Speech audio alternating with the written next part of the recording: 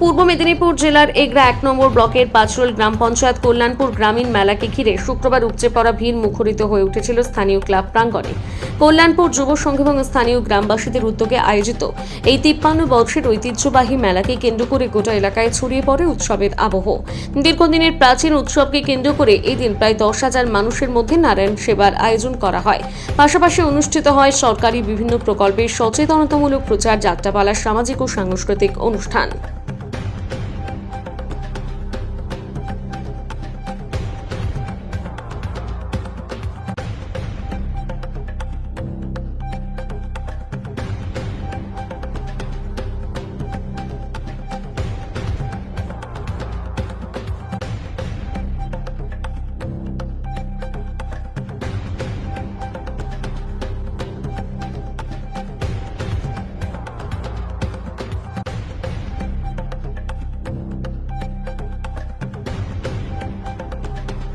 গ্রামীণ মেলা কি বলবেন? আমাদের এই গ্রামীণ মেলা সুদীর্ঘ 25 বছর ধরে চলছে। কল্যাণপুর যুব সংঘ এর আগে আমরা হাডুডু প্রতিযোগিতা, কাবাডি প্রতিযোগিতা, ফুটবল প্রতিযোগিতা, ক্রিকেট প্রতিযোগিতা, এইসব প্রতিযোগিতাগুলো হতো। এখন সেইটাকে বদল করে দিয়ে এই মেলাটাকে, গ্রামীণ মেলাটাকে আমরা মুখ্য করেছি। এখন এই গ্রামীণ মেলায় আমাদের রাধাকৃষ্ণজিও পুজো আর্চা হয়, মনসামায়ের পুজো আর্চা হয় এবং অষ্টম প্রহর হরিনাম সংকীর্তনের মধ্য দিয়ে আমাদের এই মহাপ্রসাদ সেবন হয়। 3 দিন 4 দিন ধরে আমাদের এই প্রসাদ সেবন চলে। এতে বহু লোকের সমাগম হয়। এটা কল্যাণপুরের একটি মাত্র মেলা, এটা কল্যাণপুর গ্রামীণ মেলা। এটা পরিচালনা করে কল্যাণপুর যুব সংঘ। গ্রামই সাপোর্ট করে এতে।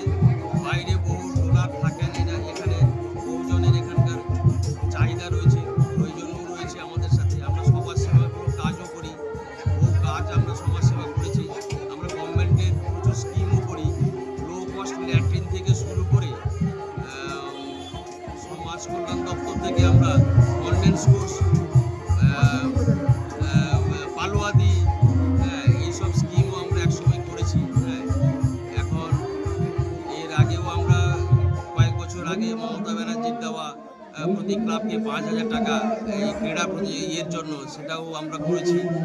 সেটা পেয়েও আমরা একটা বিল্ডিংও করেছি তার ওই টাকা থেকে। এলাকাবাসীকে কি বলবেন?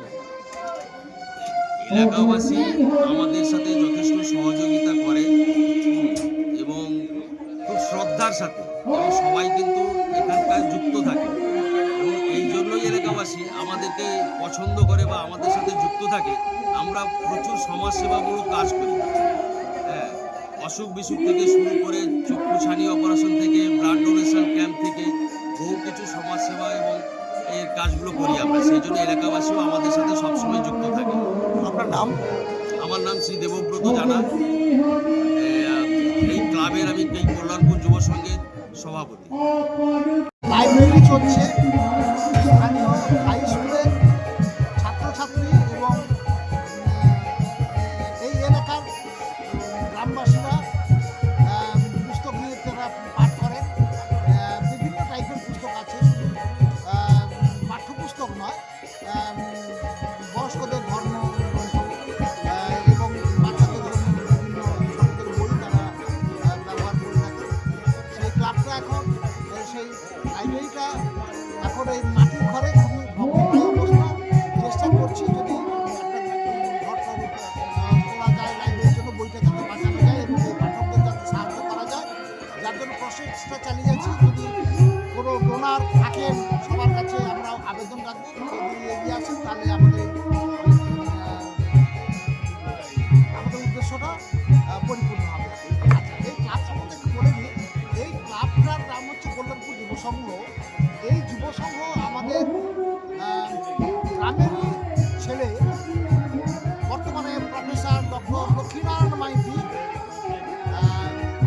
তিনি প্রতিষ্ঠা করেছেন কলেজে ছাত্র থাকা অবস্থায় এবং পাঁচরোল হাই স্কুলে শিক্ষক থাকা অবস্থায়।